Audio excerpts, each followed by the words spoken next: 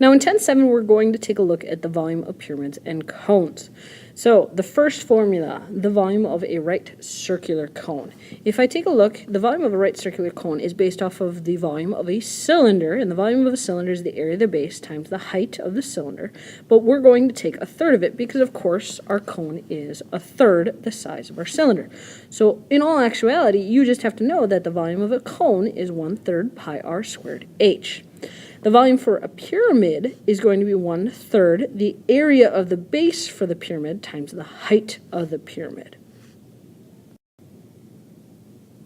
So taking a look at the first example here, it asks us to find the volume of a rectangular pyramid with length of 11 meters, width of 18 meters, and a height of 23 meters. So I'm thinking I need a rectangular pyramid. Let me draw this out.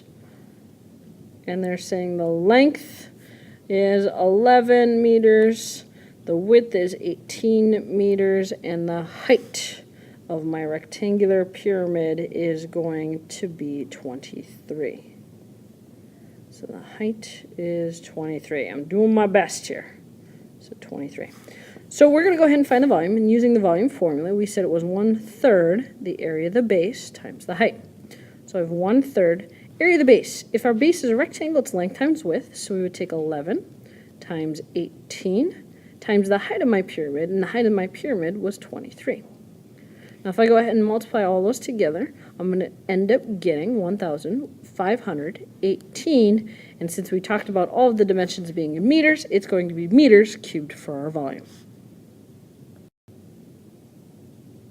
Now in our second example, we want to find the volume of a regular hexagonal pyramid. So our base is a hexagon with the height that is equal to the apothem of the base.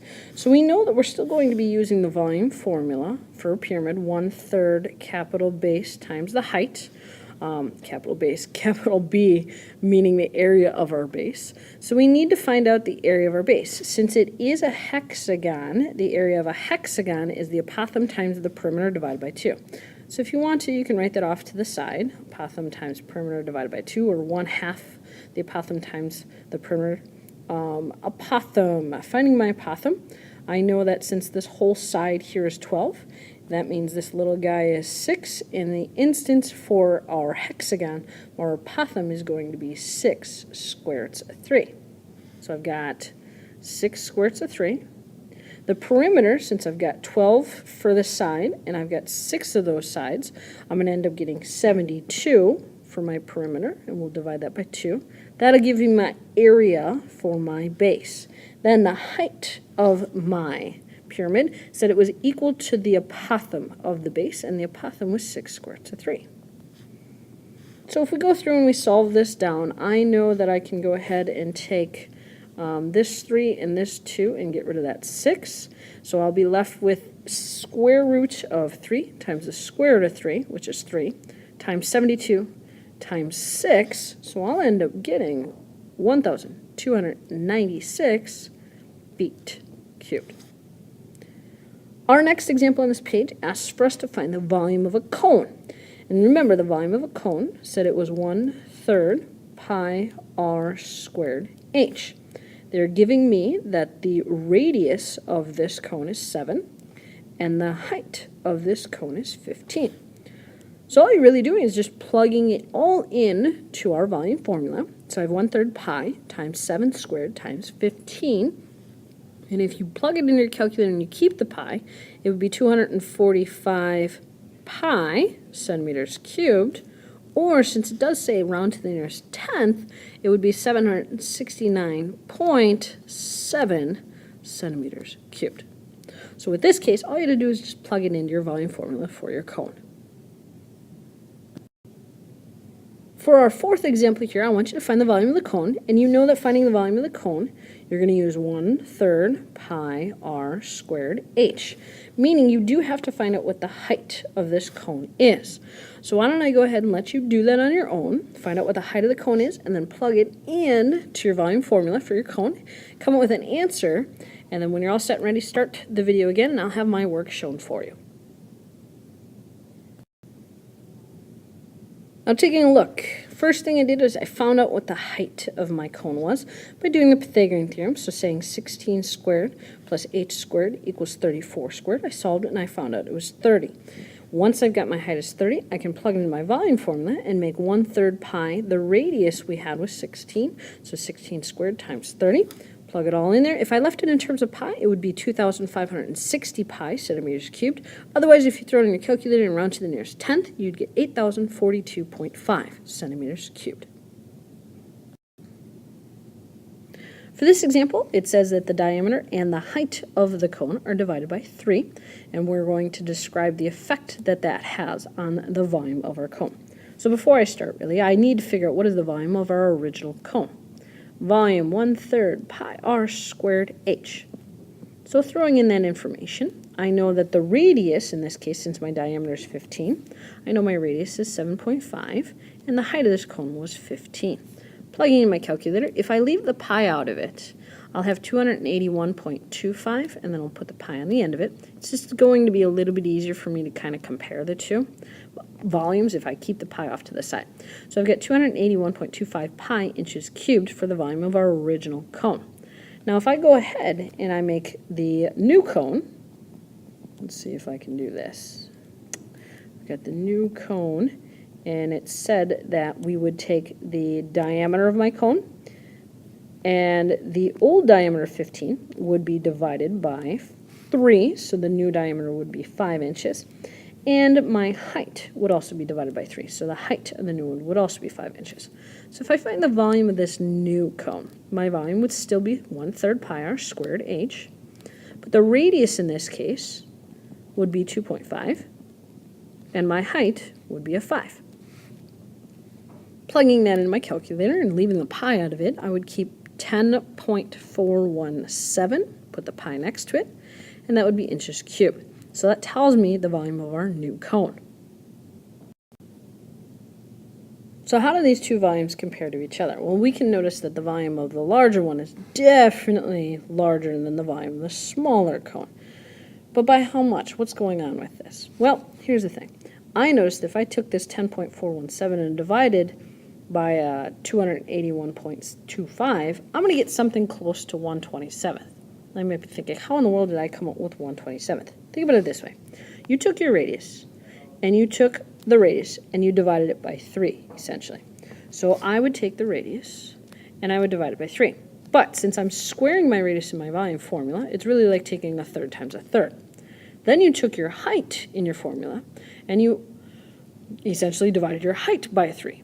So you would take another 1/3. So if I did all of that to my diameter of my height, or my radius of my height, I'd end up getting 1/27th. So I know that if I'm going to take the original cone and I would divide both the diameter and the height by 3, I'm essentially doing 1/3 times 1/3 times 1/3, and the volume of my new cone should be 1/27th the volume of my old cone. Now this example is similar to the previous one we just talked about, but instead of it being divided by 3, we're actually going to take the radius and the height of the cone and we're going to double it. Why don't you go ahead and do me a favor and find the volume of the original cone that I'm giving to you, along with the volume of the new cone where the dimensions are doubled, and then try to describe the effect that it has on the volume of the cone. When you're all set and ready, start the video again, and I'll have all my work shown, and then I'll walk you through the problem. Now hopefully you went through it and you ended up getting your volume for your original cone to be 486 pi, whereas the volume for the new cone should be 3,888 pi. All right, the reason why I got that. Let's take a look at this volume anyways to make sure that we're all on the same page. If you take your radius and you double it, your radius should be 18. If you take your height and you double it, your new height should be 36. Now if I look at these two, I notice that the new volume is definitely larger than the old one. So if you were to take and figure out what is 3,888 pi divided by 486 pi, you would realize that it was 8 times larger than my old volume. Now how did I figure that out? Well, again, if you're doubling something, you're multiplying it by 2. So that means you're taking your radius here, and you'd be multiplying it by 2. But since in your volume formula you're squaring your radius, it's like taking another 2 times 2. Whereas you took your height then and you multiplied your height by 2, so that would be another multiplication by 2. So 2 times 2 times 2 gives me that 8, which means that our volume was multiplied by 8. In our last example, what I'd like for you to do is I'd like for you to try to find the volume of the composite figure and round that to the nearest tenth. Notice you have 2 cones, top cone, bottom cone, and you've got a cylinder in the middle. So I want you to find the volume on your own. And when you're all set ready, you're going to start the video up, and I'll have my answer written down for you.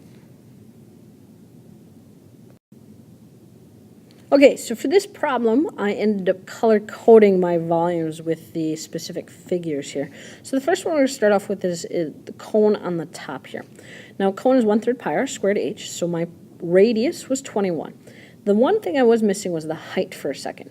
They told me the distance from the top here to the center of the cylinder was 70 centimeters, and the height of the cylinder was 35. So if I took 70 minus 35, that gave me the height of my cone here was also 35. Plugged it in, I got 5,145 pi. Next, the cylinder itself is just pi r squared h. So the radius was 21, and the height was 35. Plugged it in, got 15,435 pi. The last one was this cone down here. The only difference between this one and the top one was this had a height of 40 instead. So when I plugged it in, I got 5,880 pi. So the total volume for this whole entire composite figure would be you taking all 3 of these volumes and adding them up. And when I did, I got 26,460 pi. But they said round to the nearest tenth. So if you plug in your calculator, you end up getting 83,126.5 centimeters cubed. If you guys have any questions on any of these examples or anything in your book, please make sure to ask in class. Have a great night.